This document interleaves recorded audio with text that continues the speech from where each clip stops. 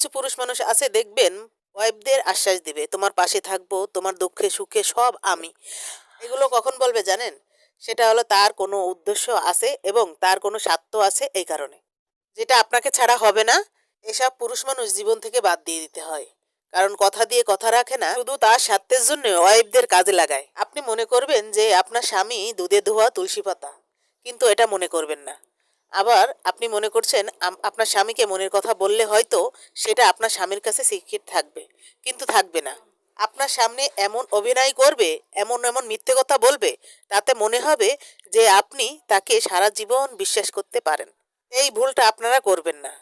স্বামীর মতো ঘরের শত্রু বিভীষণ এরকমের লোক আর কোথাও নেই, শুধু আপনার স্বামীকেই পাবেন। আপনি যদি বাইরে কোনো একটা লোকরে কথা বলেন, ভাই তুমি এই কথাটা বলবে না, সে কথাটা রাখবে। বা একটা কুকুরে যদি বলেন, তো তোমাকে আমি খেতে পড়তে দিব, তুমি আমার কথা শুনবে, দেখবেন শুনবে। কিন্তু হাজবেন্ড কখনো শোনে না তার নিজের স্বার্থ ছাড়া।